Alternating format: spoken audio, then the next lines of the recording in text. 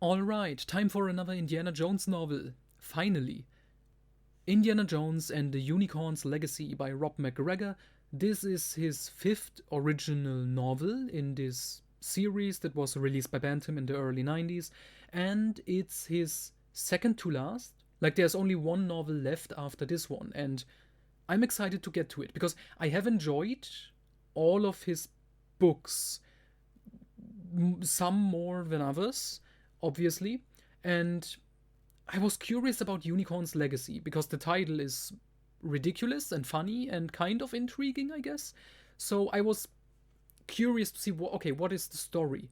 And the story is fine, but I have problems with it, mostly with the ending and maybe just the general structure, which is weird. Okay, so we start with a prologue set in the distant past. It's about some characters, one of which has the horn of a unicorn. And that's basically it. It's just setting up its backstory for one of our other characters later. And that's the prologue, just setting up some mystery in the past. Okay. And then we get the first couple of chapters, which is essentially also a flashback. It's a younger Indiana Jones. He's on a trip with some other archaeologist students and a girl named Mara, who is gonna be his main interest. And yes, she's named Mara, because Star Wars Expanded Universe was going on at the same time, I guess. Maybe a reference. And among his group, the leader of this group is a British guy. I don't remember his name. I'm just gonna call him the British man. The British man is a dick. He's an asshole. He finds, with Indy, he finds some archaeological thing, some cave, and he wants to get all the glory. He wants to sell the stuff that's in it, for money. He's kind of a Belloc character in a way. And he gets apparently he tries to murder Indy and Mara because they also found the cave, and he doesn't want to get information about this out so he can sell it, and so he tries to murder them, but apparently he dies and drowns. And spoiler, he doesn't. He shows up again as kind of the main villain. So those are the first few chapters. It's just this separate little adventure.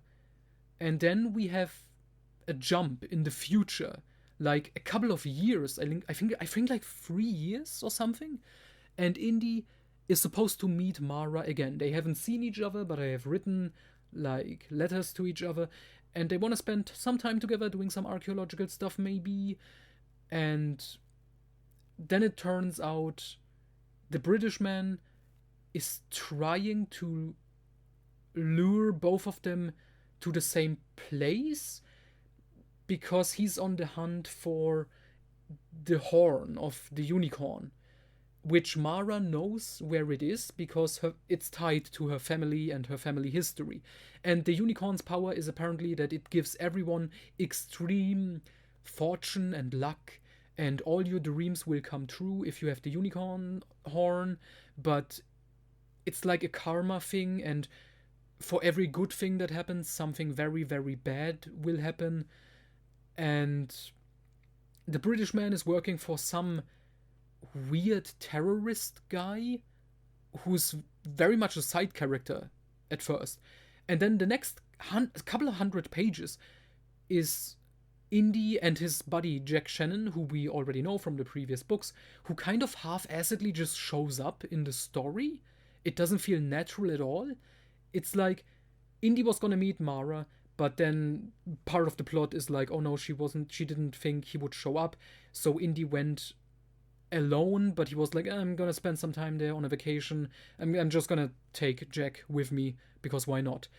It doesn't feel natural for me to have the Jack Shannon character in here. He's just along for the adventure because we needed another character in here. And then the main plot happens, and it's fine. Mara gets kidnapped. Indy and Jack have to save her. Oh no, only Indy, because Jack also gets captured by the British man.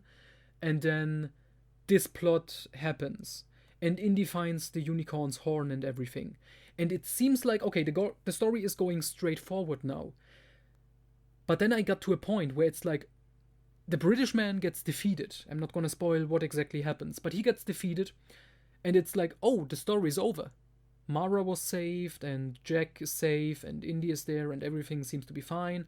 The unicorn horn, and then we have 50 pages left, 50, 60 pages, and we get a plot twist with Mara, and suddenly this terrorist guy who was financing the British man, the discount Belloc, British Belloc, suddenly he becomes the main villain. And we have another time jump, 2 months into the future or something.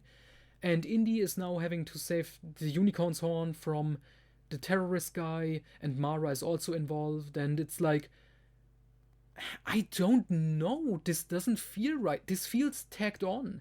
This feels like the main book was too short, and so this was added later. It's jarring. Jack Shannon also disappears for the last 60 pages, even though he was one of the main characters for the last couple hundred something pages. So it's just weirdly structured. The story itself is fine. The plot twists in here are fine, and the characters. Mara is an interesting enough character, but then just the structure kind of ruins it for me, which is a shame. I should also mention, thank God, we don't get another Merlin appearance. It was like a running gag in the first 3 books, but he's gone now for good. We do get some trippy, drug-induced hallucinations with Native Americans and Indy, and him waking up naked on top of a car, which that's all fine. That's all fun. That's good. And yeah, that's basically it. We have some good action, a good plot, I should say. And the unicorn itself, it's not as silly as I thought. Like, there is no actual unicorn in it. It's just the horn, which is kind of false advertisement, I guess. But yeah, I don't know. I don't have much else to say. It's a okay book. I don't regret reading it. I did have some fun reading it, but it is structured so weirdly. It just feels like the ending is tagged on. The last 50, 60 pages feel like an entirely separate adventure just started in the end of the book. I should mention one positive note in these final 60 pages. There is a bigger plot for Marcus Brody, who plays like an active role in the end, which I really enjoyed. That was fun. We do get Indy dressing up as an old man and acting like an old man, and that was fun because I just imagined like current age Harrison Ford. So in total, I would recommend you read it if you have enjoyed Rob MacGregor's previous indie novels, but I would say this is probably the weakest one so far. Like, thinking back on it with some distance now, I have read it a couple of weeks ago, it's not that good, especially not coming after the Genesis Deluge, which was pretty much the best book so far in the series. And now I'm just curious to see what the final book in the Rob MacGregor series is gonna look like. I guess we will find out next time with Indiana Jones and the Interior World.